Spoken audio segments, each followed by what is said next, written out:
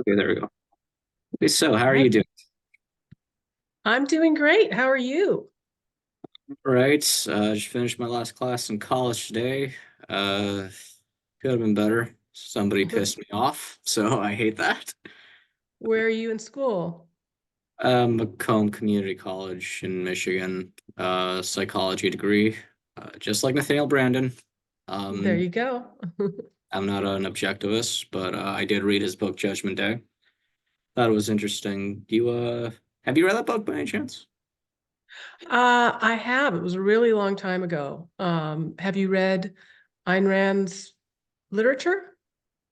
Not many actually. I bought them a long time ago in my teens, and I still haven't picked some of them up. The first one I read was Anthem because it was a quick one. I remember liking it, but my only problem was that everybody sounded pretty much the same to me.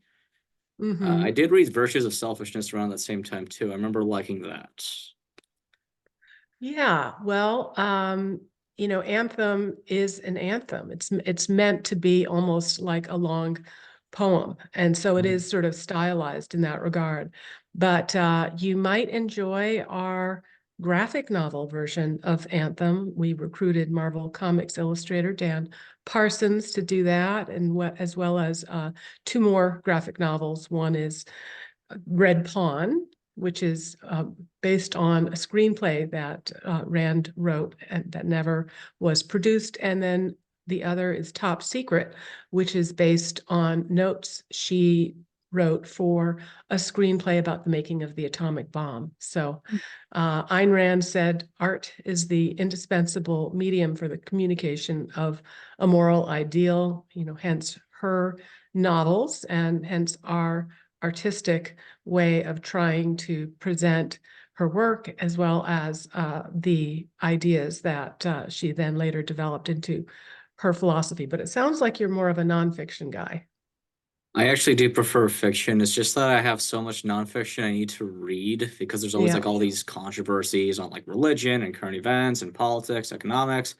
And it's like I just don't have the time to sit down and read something fun. I have to read something that's controversial, like Heather McDonald or John McWhorter, or I read Ben Baer's quick little book on abortions a while ago, which Hmm. I remember liking that one because it was quick. I did talk to him actually. Out of curiosity, is what's the relationship between Atlas Society and Ayn Rand Institute? Well, if you go back to the origins of the Atlas Society, of course, our founder is David Kelly. He's a Princeton trained philosopher. He gave the funeral oration at Ayn Rand's husband's funeral and then again at her own funeral. And very much an independent philosopher, as well as a activist for freedom and for reason. And I think after Rand's death, things became very insular, and there was almost like religious dogmatic dictates. Like you can't speak to libertarians. If you speak to libertarians, you are you're sanctioning their ideas. And also this insistence of denouncing the Brandons, Barbara Brandon and Nathaniel Brandon. And David Kelly just refused to toe the line. So that led to his being excommunicated from Ayn Rand Institute. Um, and they have just been consistently hostile. And I've been running the Atlas Society for the last 8 years. And I think that as we've continued to grow and overtaken them on pretty much all social media platforms, that criticism has intensified. I've tried a number of times to reach out to various of their scholars, but every time I do, I get this same kind of formulaic response. And so I figured rather than just having them continue to reinforce their prior cognitive commitments and just have those be a groove, I'll just do what I'm doing. It's working. And we have a very different approach. So I think it's fine to coexist. I hope they someday come around to that same perspective. I like both of them for different reasons because I kind of like the idea that they try to strictly follow her philosophy, but I also like the idea that our society is a bit more open. Because I know basically the biggest things about her and her work was egoism, individualism, laissez-faire capitalism, and her atheism. Mhm. And as far as I know, you guys have some Christian members. Well, I don't know if I'd say Christian members. Certainly all of our board, all of our scholars are atheists. I did write an op-ed in the Wall Street Journal, Can You Love God and Ayn Rand?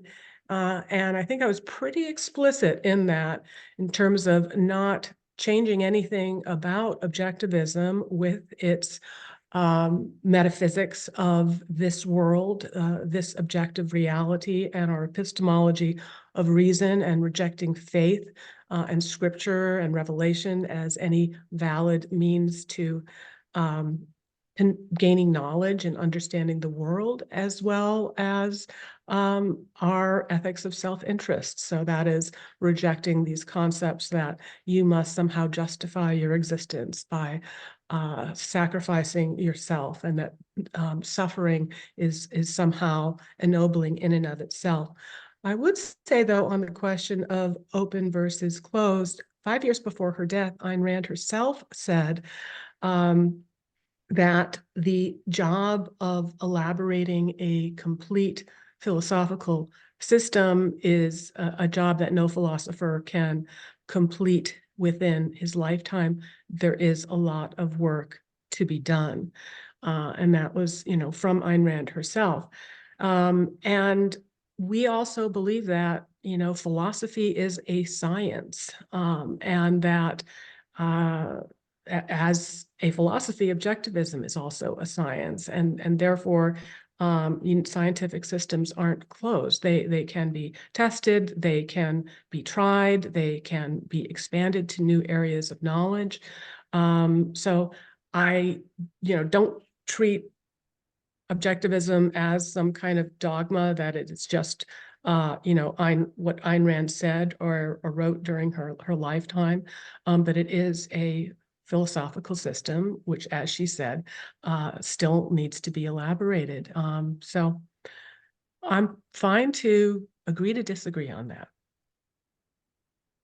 So I know there's like a lot of criticism that her philosophy has been kind of cultish. I know Michael Shermer wrote a little bit about that and why people believe weird things. I have another book, but I do remember seeing that chapter title.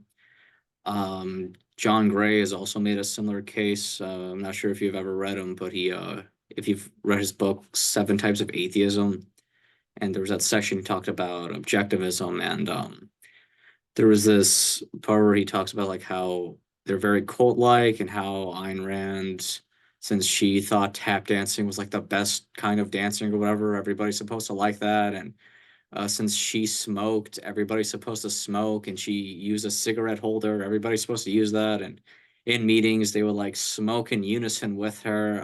I wasn't sure if that was a true story, but Yeah, so I hadn't heard that one, but I definitely think that in her lifetime she was a very powerfully charismatic person. And so it's easy why, and also the philosophy that she was bringing forth, particularly with its challenge to altruism, was quite revolutionary. It was quite paradigm shifting. So I can see why people would be magnetized to it, also feel, as a matter of justice, a debt of gratitude to her. I know I certainly do, because her ideas have helped me live a better life, and help me try to reach my highest potential. But I do think that there is something that, yeah, it could be in danger of becoming cultish, especially when it becomes closed, and that, this is the way, and I have the true way, and you must kind of submit to that. That to me starts to feel a little bit more like a cult, which is why I think that even within the objectivist community, it's really important to emphasize independent thinking, to model civil debate, and then also to act with benevolence. That's when we talked about open objectivism before. That's something that David Kelly has worked on to elevate to a major virtue, and I think that's important. I think that talking about benevolence as a self-interested kind of entrepreneurial value to practice in finding good trading win-win relationships with others is an important addition. So yeah, back on the that cult thing, I remember reading. I think his name was George Smith. He wrote some books on Yes. atheism. Yeah, I remember Mhm. reading They're on behind me in the bookshelf. oh nice. Yeah, I remember I read about him specifically talking about that chapter. As far as I know, there wasn't actually any source for that story, so I'm kind of just doubtful about it. But yeah, Yeah, like well, the other thing I think it's important, and we try to emphasize this at the Atlas Society, is not to conflate uh, principles with the person, right? Um, People will disappoint, but correct principles won't. And so to try to say that, what we're following is what this person wrote and only what this person wrote, rather than the principles that she advanced, I think sets you down the wrong path. yeah, like do you think the idea that people try to push is just cultish? Do you think that might come from like a religious right perspective? Because there does seem to be this growing belief that because we're losing Christianity, people are starting to worship these other false idols. Do you think might comes from there at some points? Mm, no, I honestly, think that it probably comes from some libertarians. I think that it could also come from those on the left. Ayn Rand was revolutionary in, even previous thinkers like Frederick Hayek would say, oh, well, socialism and collectivism, it stems from noble intentions and motivations. And I remember Ayn Rand wrote in the margins, there's no hope if those fighting for liberty would make such concessions. She refused to do that. She said that this push for collectivism, for socialism, it wasn't motivated by high noble intentions. It was actually power lust and a desire to control.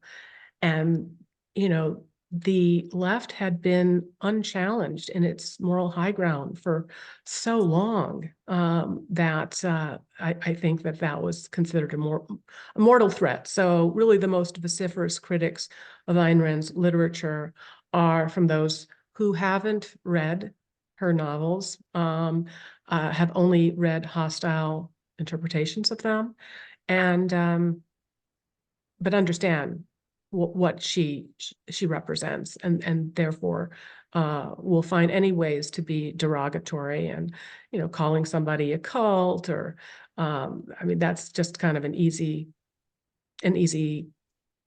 hit, I suppose.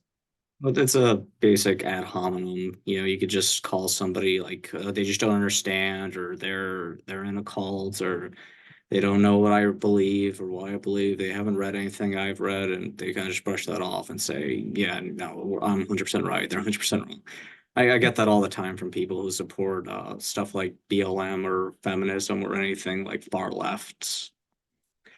I Yeah. hear I hear the term "red pill" get thrown a lot. So Well, I'm actually going to give a speech on Monday called, it's entitled Girls Gone Woke, Why Young Women Need Ayn Rand. And I talk about how among 12th grade boys, that twice as many consider themselves sort of libertarian conservative, not the perfect terms, but as consider themselves progressive. Only 13% of 12th grade boys consider themselves on the left. that is more than flipped when it comes to 12th grade girls. And only 12% of 12th grade girls do not consider themselves progressive.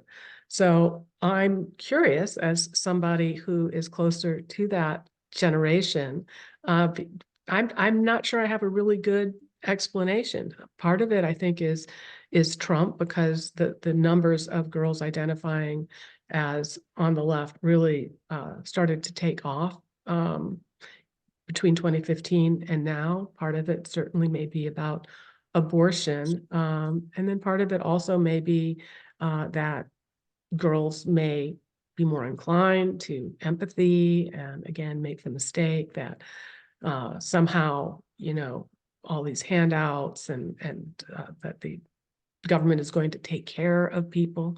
But I'd really be curious to know your perspective. Honestly, I think it might have to do with how they're raised. A lot of us learn about like feminism and history and oppression, and we're kind of used to thinking like women were oppressed, and we're kind of used to thinking that Black people have gone through like all this systemic racism in the past and slavery, and they still haven't gotten reparations for stuff like that. So I think that people are just more inclined to feel like victims when they're just so used to hearing that group. They just so happen to be biologically, and it's not Mhm. just them. I just well, when it comes to younger people who just don't really think about this kind of stuff or just don't have any reason to, they might just not really care as much. That's my theory. All right. We'll see how it goes. I don't know. I haven't done any studies, so I wouldn't know. I'm just taking a guess. All right, we'll consider it anecdotal evidence. And of course, it's evidence is what the whole issue of atheism and religion, comes down to when it comes to the objectivist position. It's really not primarily that this religion is bad or the history or that. It's more about what kind of universe you believe that you live in and how do you believe it? Do you require evidence for your beliefs, or do you believe that faith and revelation in scripture is a valid means of gaining knowledge? And so that's why we would come down on the side of atheists versus religionists. But that said, I think that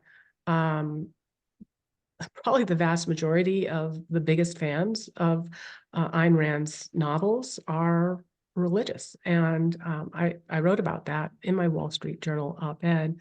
Uh, Andy Puster, who was our first honoree at our first gala 8 years ago, he had all eight, 6 or 8 of his kids had to read The Fountainhead before they could get their driver's permit. And Really? my friend Randy Wallace, who lives out here as a neighbor in Malibu, he wrote Braveheart and Seabiscuit and all of these great movies. And he also wrote beautiful screenplay for Atlas Shrugged.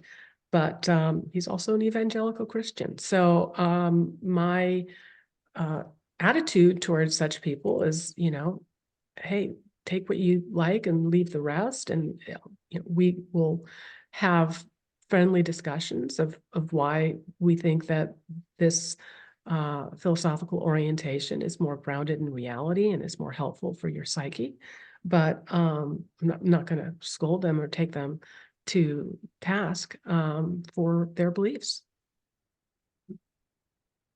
Do you think the reason she's more accepted by more religious right people than secular left would be because of her politics and people take like your political views based more on your ethics rather than your religion? I think so. I think that's probably, a fair reading, that she was extremely patriotic. She was extremely pro-American. She was extremely anti-communist. This is also part of her own personal narrative. She escaped from totalitarian Russia. She, most of her family died as the consequences of those communist policies. And she came to America and she wrote these wonderful novels celebrating American entrepreneurship and industry and business and art and architecture. So I think that that probably resonates with people that might be on the more conservative side as well. And, our moonshot is to introduce a billion young minds to Ayn Rand. And, some of them will take a few principles from the book. Maybe they'll gain a new outlook, but others will go on and they will more systematically study the philosophy and become objectivists. So we welcome them all.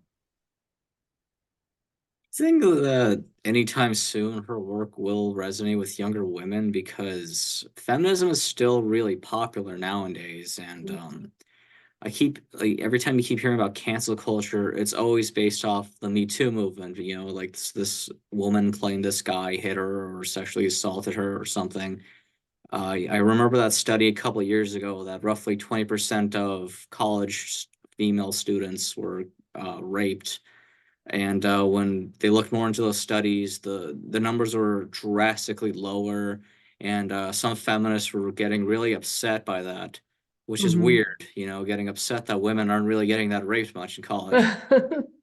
Yeah, well, no, that's a really great question. And in fact, that is why I'm giving this speech, Girls Gone Woke, Why Young Women Read Ayn Rand.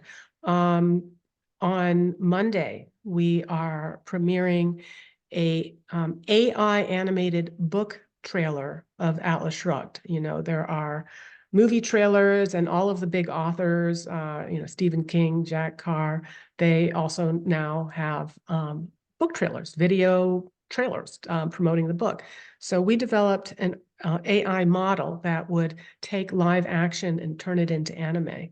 And we have a 4-minute version of that. So everybody go to YouTube and click the subscribe button so that you can watch that premiere live. Because I, along with my producer and the guy who developed the AI model, will be on to answer questions.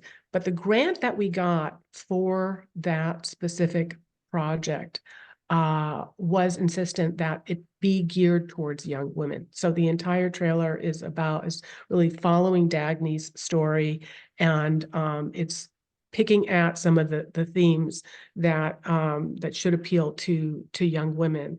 And I really think that Ayn Rand is the answer for beginning to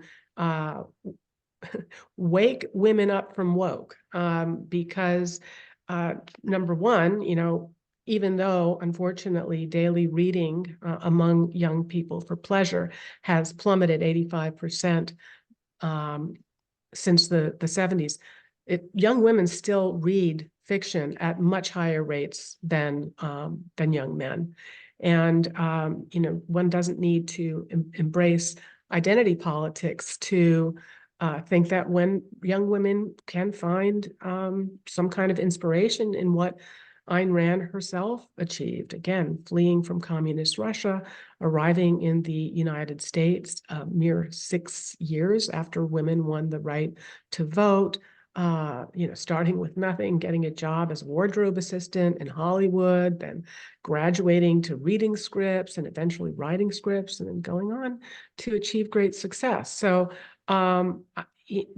generally, the co-founder of the Cato Institute, Ed Crane, has said that Ayn Rand is the greatest all-time recruiter for the liberty movement. I think that in terms of what her novels have to offer with their strong female protagonists, as well as her story itself, and also, again, some of the ideas that she's talking about, young women who've ever kind of struggled with overdoing for others, with boundaries, with a sense of identity, with conformity.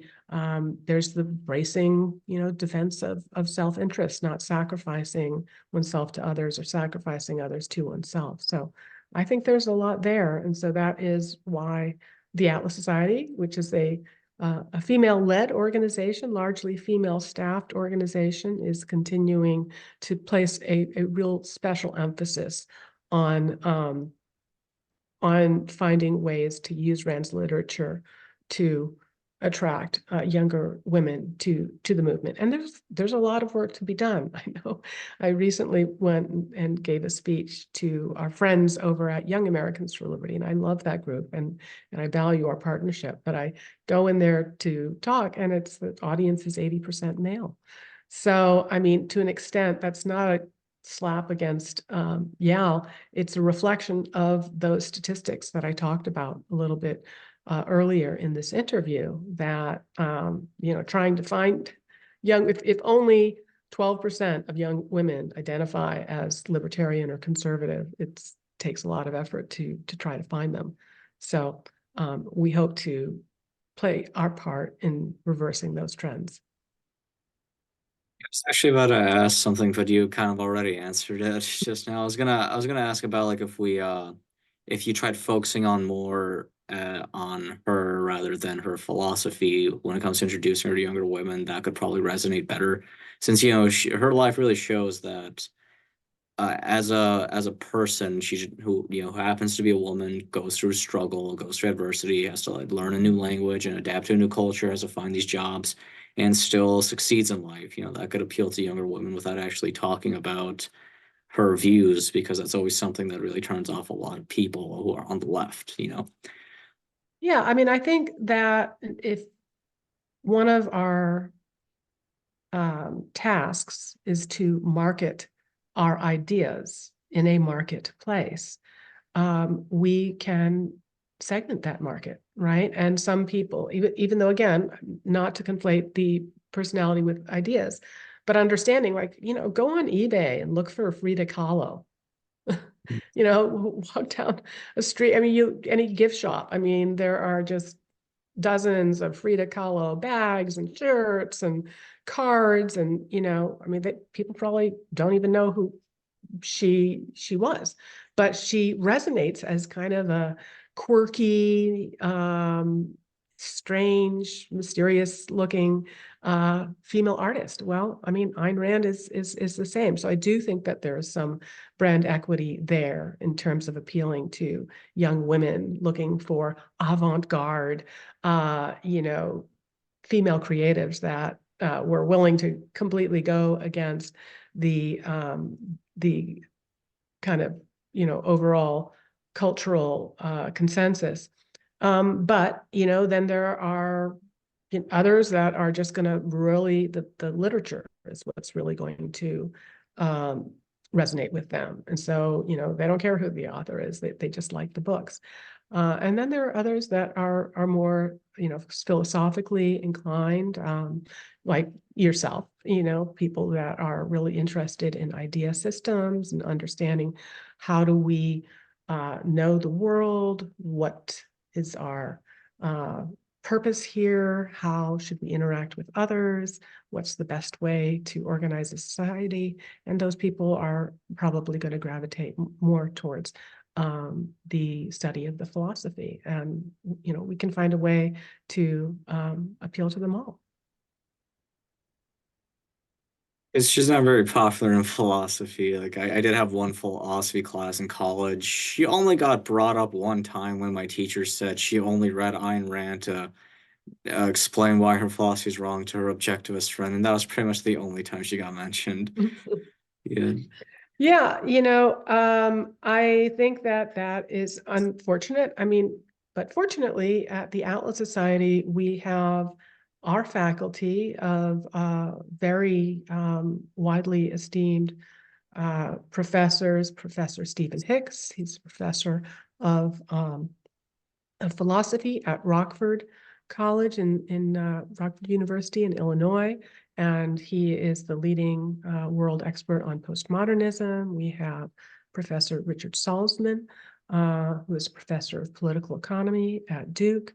and that we are making those scholars available when our donors support us. Part of that is going to our ability to send our faculty to go speak on campus, to go speak to student conferences, and then, of course, at our own Gulch 2.0 next summer in Washington, D.C., helping to subsidize students to come and travel and get a more immersive training, as well as for those that need it, an introduction to the ideas. So, yeah, I mean, currently it seems that academia is on a very self-destructive path, but I think there are some glimmers of hope. On my podcast last week, I interviewed Pano Canelos, who's the founding president of the University of Austin, which is going to be accepting its founding class of freshmen next year. Our honoree at our gala in Miami earlier this year was Mexican billionaire entrepreneur, Bitcoin booster Ricardo Salinas, and he just opened Universidad de la Libertad in Mexico City. So there are some bright spots, and also, you know, a lot of young people are waking up. They might not actually need college, and they certainly might not need the debt. So I think that there's definitely room for hope. Well, that's good. Because anecdotally speaking, I just haven't seen that much. My school did have Donald Trump host a rally at our stadium last year, I think. Mhm. I thought that was pretty nice, pretty open-minded, have Trump, supporters show up and just talk about how he was going to run, and then he complained about voter fraud and all that other stuff you'd expect from him. And that Right. was pretty much it. We have drag bingo nights. We have psychology of gender, and my anthropology class had to talk about what the fuck was it? It was oh yeah, like the matriarchy society in China that's doing pretty well. That was definitely a red flag for me because it was like this. They showed us this video. They're interviewing this small matriarchy and how it's like the men don't have to do anything and the women do all the work, and it's so peaceful and it's so nice. And they were interviewing this one old woman, and then she suddenly just went, "Oh, I love Mao Zedong. His policies changed my life forever." And I thought, okay, this isn't right. Something's not okay here. Yeah. Yes, well, as the Indian poet Rabindranath Tagore said, sometimes the darkest hour is just before dawn. So sometimes you have to hit bottom. Things have to get really bad. And I don't think that you'd be getting this twice as many young men considering themselves on the right as progressive if you didn't have everybody else, guys in your generation walking around and saying, okay, this is clown world. I don't want any, and that kind of opens them up to saying, this is not going to work for me. It's not going to work for the country. And then you start doing your independent study, right? So all of those other authors that you were mentioning before, you didn't find George Smith and your college theology class either. But I think that sooner or later they will come around to Ayn Rand, and we are hoping that through our work, doing things like our graphic novels, like our social media, like our AI animated book trailer, like our musical collaboration with Akira the Dawn to help produce the musical trilogy based on chapter 11 from Anthem, that more young people will get curious and pick it up. What else would I talk about? I had something else and I don't even remember, and we only got like 30 minutes left. I guess. Well, why don't you tell me a little bit about your story with atheism and what kind of were you raised in a religious family, or was your parents more scientifically, secularly minded? How did you get started on your intellectual journey? There's not really much to tell. I migrated to the US from Albania when I was 3 years old. I still speak the language, but not well. My parents barely speak English, and I barely speak Albanian. So I had a weird dynamic growing up with them. Hmm. When it came to religion, I'm not sure how much you know about Albania, but they used to be Muslim, communist. Yeah, right? And they're Muslim yeah, they used too. to be, yeah, they used to be communist, and the dictator Enver Hoxha bragged that Albania was the first atheist country. And 1992 or one, when my parents were just hit 30, Albania became a democracy, and we finally got like freedom of religion. And they still identified, both of them still identify with the Muslim religion and still believe in God. But because they never practiced religion their whole lives, they just never started. You Mm. like if you just had a dinner with my parents, you would never pick up that we're Muslim. We're eating pork, we're drinking beer. Nobody would notice. But yeah, so I had zero religious upbringing at all. I just knew I was Muslim and that there was a God, and that's pretty much it. That's all I knew. And then my brother, he and I had this weird quasi-religious phase as kids where we were scared of like hell and stuff like that. So we had to like every time we would try to catch each other lying, we'd always make them swear to God because we would never do that. And he started lying to me at some point that he was an atheist just so he could get out of that. And that I fell for that. But at some point, he actually really did end up becoming an atheist. I don't remember when or how. He just did. And he was watching these like atheist owning people compilations when I was 13. And I decided to just sit there and watch. No real reason, just watch. And I thought, oh yeah, that's a good point. Oh yeah, that's a good point. That's a good point. And then Adam and Eve. Wait, do people actually believe in Adam and Eve? I thought that was a fucking fairy tale. And he's like, no, people believe in it. I was like, I was working that out in my head. It's like, just thinking about it. I'm like, oh yeah, this shit's bullshit. Fuck.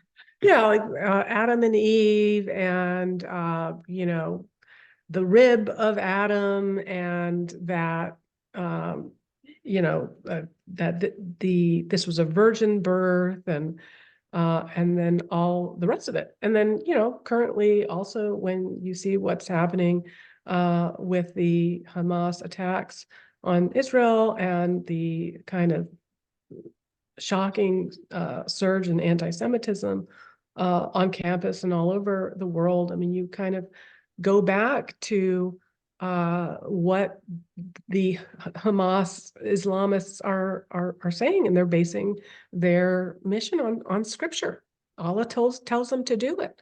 Allah tells them it's the noblest thing to die, while killing unbelievers and killing the Jews. And if you find them behind the tree, if you find them behind the rock, they will cry out, God, there's a Jew behind me, come and kill him. So, I think that is something that people who uh, embrace faith, or say that their faith is important to them, that they consider that they are actually saying that that is a valid way of understanding the world.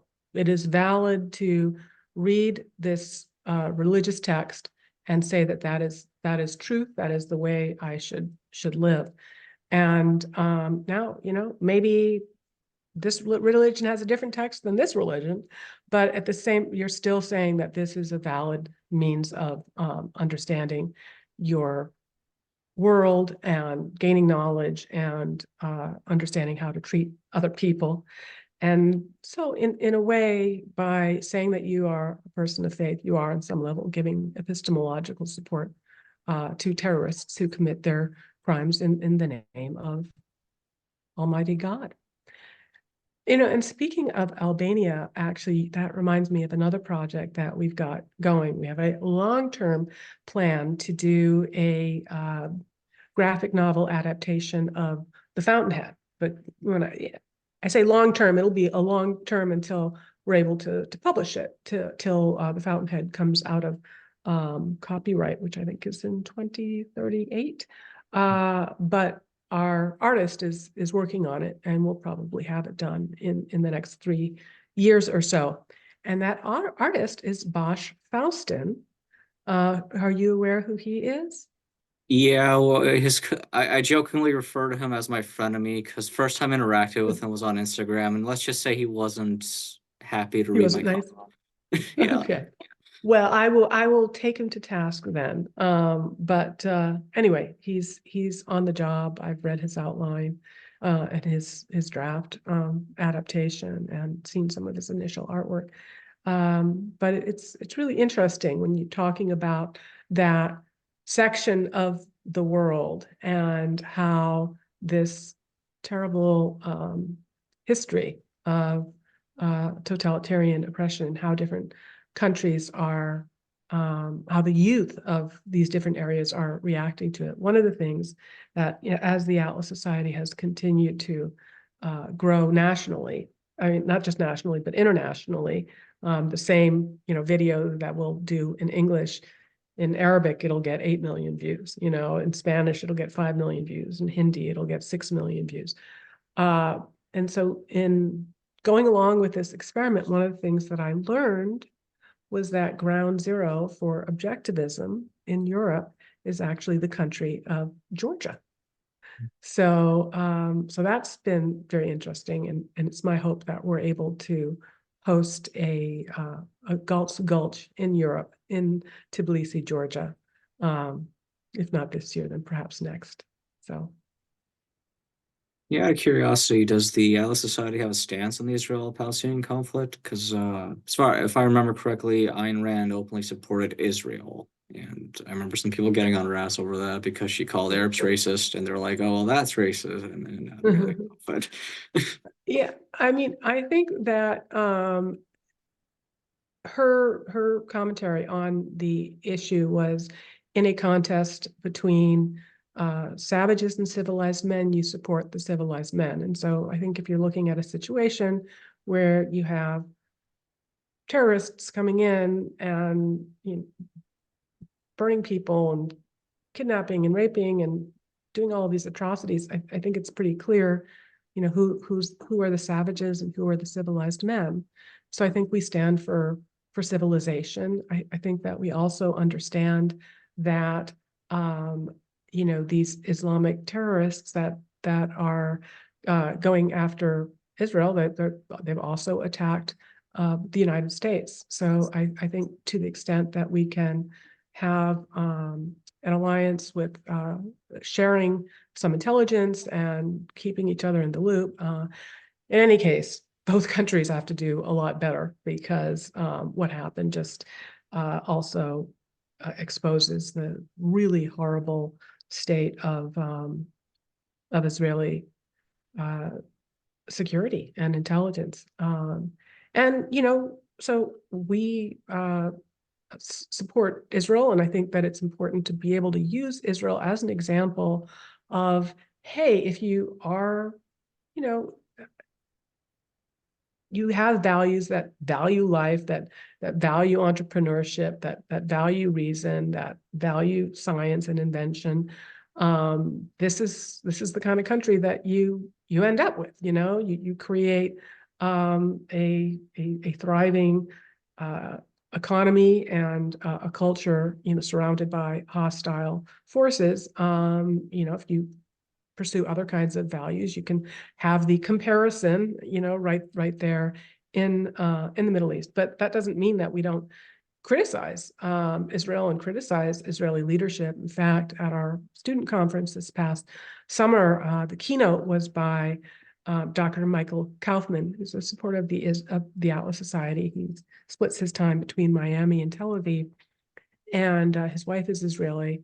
And he talked about Atlas shrugging in Israel and criticized in kind of Randian terms this marriage of the mystics and the muscle, right? So what Netanyahu was doing to try to keep ahead of the corruption charges with catching up to him is, you know, courting religious fanatics in his own coalition, and then ceding to their demands, and that was leading to unrest. You know, wanting to pack the courts in Israel.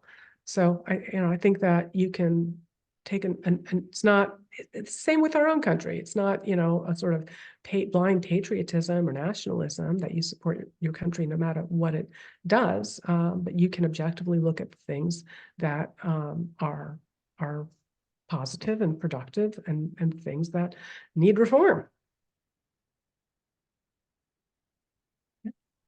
Uh, wasn't sure how I'm gonna follow up on that, but most I could really say, that's probably for the best. Israel is not a perfect country, and there's clearly plenty wrong with it, but it's the best country in the Middle East. It's definitely a pretty secular country. If I remember correctly, I think it was like 30% only identify as religious. I would say that's,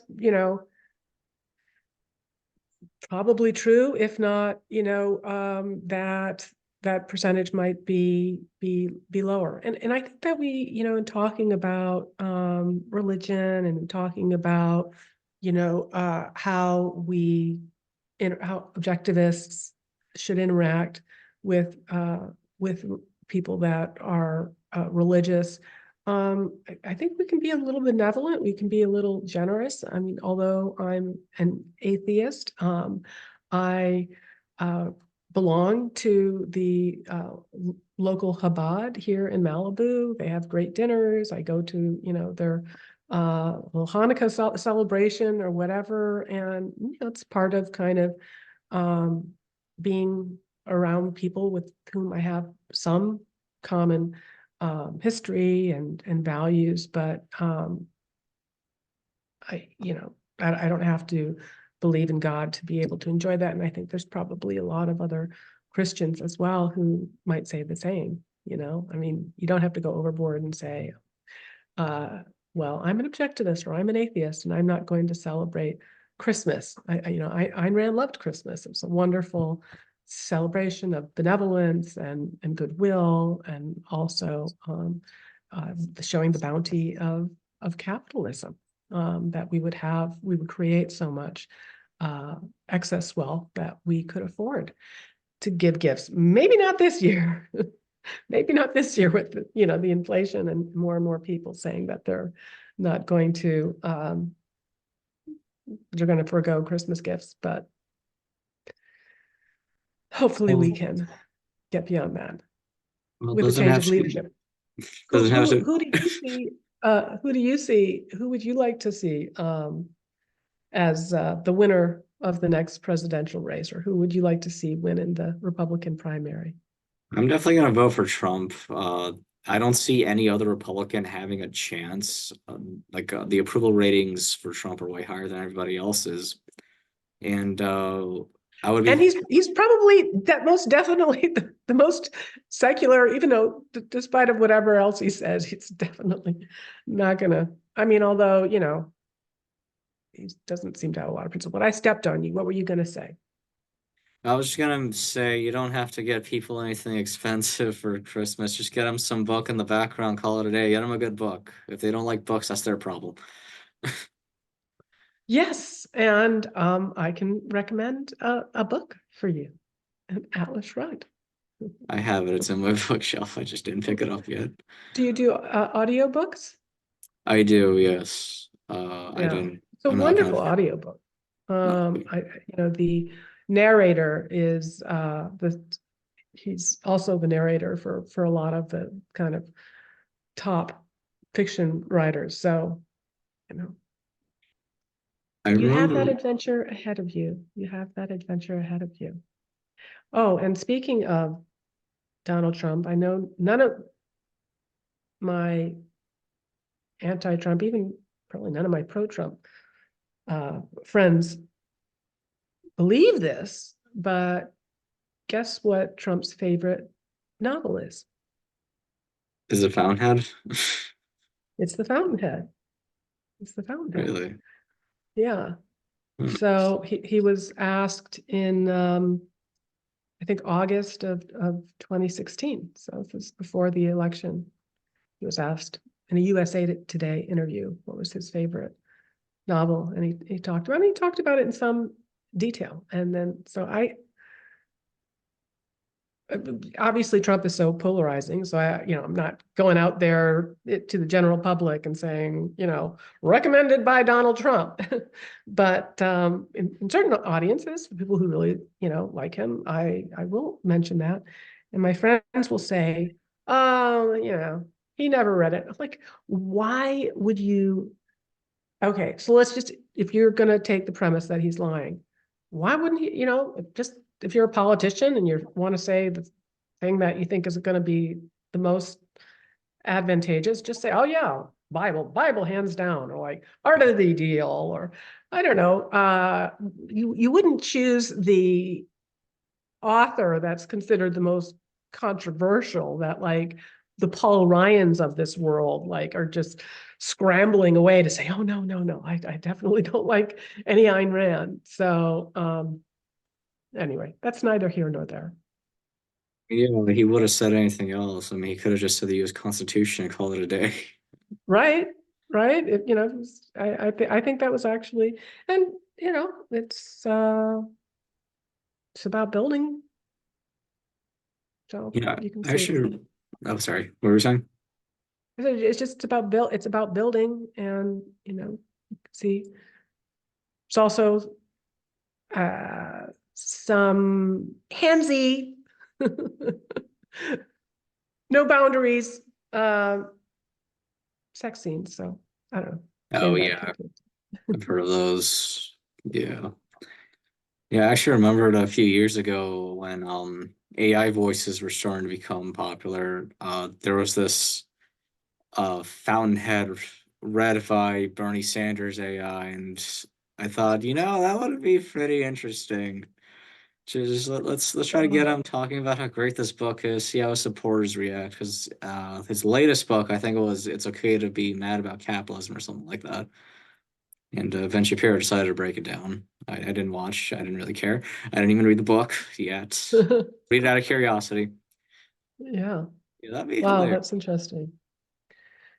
Yes. Yeah, we did one of our Draw My Lives. My name is Bernie Sanders, and I got a little bit of resistance from that because we're not really political, but I'm always looking for either people or stories or places that can be personified, right? That can be made into somebody with a past and with motivation and with a struggle and with obstacles to overcome. And I thought, in looking at Bernie Sanders' life and how he mooched off of one woman after another, and how he traveled around the world glorifying communism and collectivist systems like the Canadian healthcare system. That his life kind of was a good vehicle for animating some of these values more broadly. So that was a fun one. Just doesn't translate because nobody cares about Bernie Sanders in He's never gonna win. India. I'd be very shocked if he ever wins. Like he couldn't beat Hillary, he couldn't beat Biden. There's no way he's ever gonna be president. Yeah, well, so interesting. So for you, the presidential race is a strictly it's you want Biden out and you need the guy who's going to do it. And these other guys aren't going to do it, and then this is the guy that's going to do it. Yeah, I don't particularly like Trump as a person. I do think he is just selfish or not. Well, maybe that's not the right word because virtues of selfishness, but I think it's like Narcissistic and self-centered. entitled. Yeah, there we go. Yeah. Self-centered. Or Definitely. I would say irrationally selfish, Okay, yeah, that works. irrationally selfish, right? Because Yeah. it's interesting. I you know, have before I came to run the Atlas Society, I've worked for various billionaires and entrepreneurs and financiers, and some of them were I learned a lot from all of them, but some of them are really rough, and could be really, really mean. And some people will say, oh, like rich people, they're all horrible.